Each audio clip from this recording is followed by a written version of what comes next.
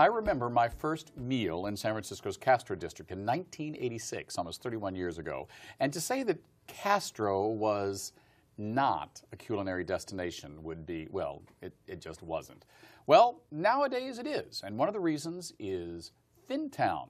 And we have with us the creator of that new landmark restaurant, Rick Hamer. Very nice to meet you. Where does the name Fintown come from? Basically, you look at Wikipedia, in the 1840s, that area was known as Fintown. So before it was the Castro and then Eureka Valley, it was Fintown. So a lot of the Finns settled there as well as the Swedes. So you have the Swedish-American Hall there, and there were Finnish baths and all of that. So hence the name Fintown. Well, oofta ya. I mean, you know, I had no idea. So I see Fintown. It's like, oh, that's the name. I thought it had to do with like Cadillac fins and stuff like that. No, it's basically the first settlers there. So I wanted to do an homage to the past with a little bit to the future as well. So that's why we call it Fintown. Well, it's a unique name, and also you're fairly unique because I don't know many people who are actually born and raised in San Francisco. I am. I'm one of the few natives, but I'm very proud of it. So you can see a lot of the touches of San Francisco throughout the restaurant, so that's great. Right. Now, you are a serial restaurateur, inventor, whatever the name is, entrepreneur. How many restaurants have you created? This is actually my first one. But you've been involved in the special event space for a long time, so I just assumed there were other restaurants in your past. No, this is my first time. I'm a brand marketer. That's it. By nature. So I built a lot of brands, whether it's Yahoo or Microsoft and worked for them and food companies. But this is my first kind of food endeavor, and I'm really enjoying it so far. Well, I mean, you must be insane because, I mean, most restaurants come and go within 2 years, right? It is. It's a challenge, but we're a bar with food. So, you know, bars in San Francisco last a long time. Right. So that's why you call yourselves Fintown Tavern. Yes. So what is besides you said you wanted to kind of do an homage to the Scandinavian history of the area. What is it that makes Fintown unique and specifically good for the Castro, which, as I said, kind of jokingly, it really does eat restaurants and spit them out. There are not many anchor oyster bars and not many catches that make it for a long time in the Castro. Well, what I did was I looked at the Castro survey that was done, I think, the end of 2015. And there were 1,500 residents gave their input of what they'd like to see in the neighborhood. And as an ex-market researcher, I read all 115 pages. And I noticed people making comments about they missed 2223 and they missed home. So I took a look back and I said, you know what? Tavern with a twist. Comfort food with a twist. Home meets 2223. So those are the inspiration behind sort of the concept itself. And I want something nice and warm and welcoming, like a gay Cheers. You know, a bar for the community. I wanted you to So every time I go in, someone will know my name? Yes, they will. Yeah, give it 1 or 2 times, they will. So, you know, having been involved in brand marketing for some major brands, as you said, over the years, how did that prepare you for the experience of opening a restaurant? I think it's attention to detail, so you're building a brand. So every time someone has something to do with your brand, they have an experience.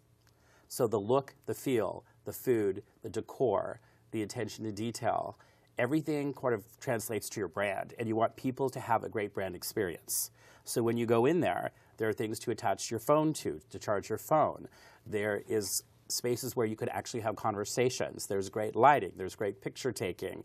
All of these things in terms of the experience, that's attention to detail. What do you mean great picture taking?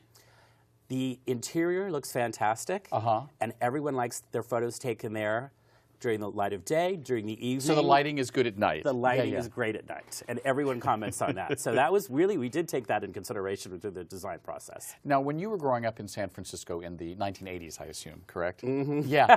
What part of town was that? I grew up in the outer Richmond by Ocean Beach. And are your parents still around? My mom's still around. She came to the place. She was there for our first brunch. She's 89 years old, and she's thrilled to death. What did she think of it? She loved it. She was just shaking her head. She said, because my father always wanted to have a bar, and we always talked about it. He passed away when he was 80. So this is sort of a legacy to him, and we have this bar, and she was just couldn't just be more happy with it. So it was great. Now, what was your background? Where did your family come from? And were they part of that whole Finnish, Scandinavian, Actually, my parents Swedish were diaspora? European. They're from Germany, Germany and Denmark. So there is some Danish. There's some Danish So, yeah, that's there. my father's side. So there is, yes. So growing up in San Francisco, putting together this restaurant, You know, as a gay man born in San Francisco, I've always thought, where do you go? I was an emigre from the South. It was like, oh my God, I found Mecca, I found Oz. Right. If you were born and raised here, does it give you a different perspective as a gay man, as a gay business person?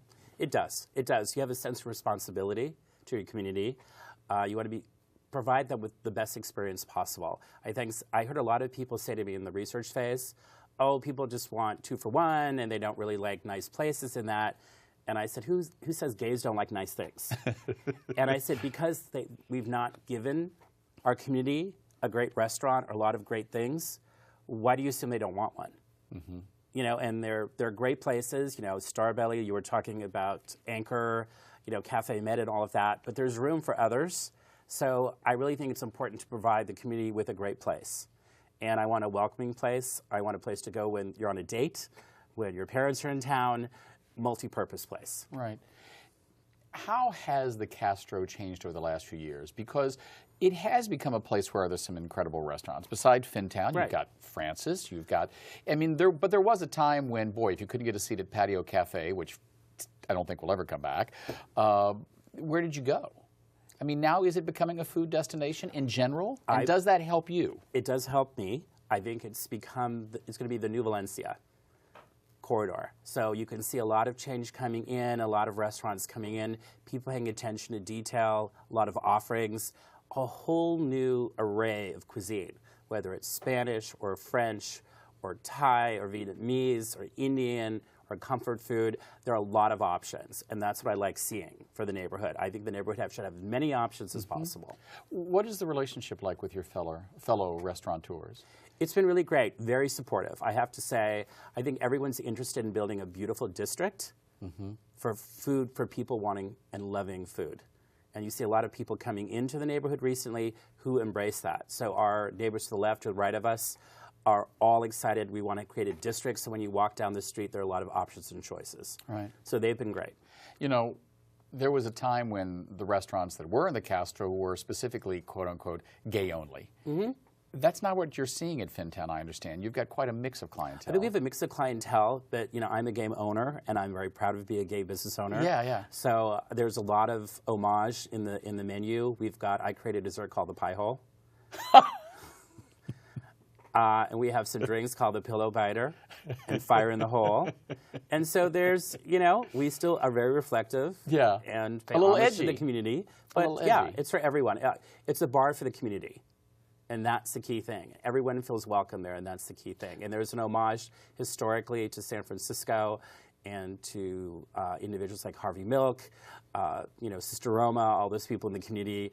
I wanted to create a space where it really was about the community. Right. I think that was important. So talk to me about it, because I know from people who know you and reading about you that commitment to the community is sincere and strong.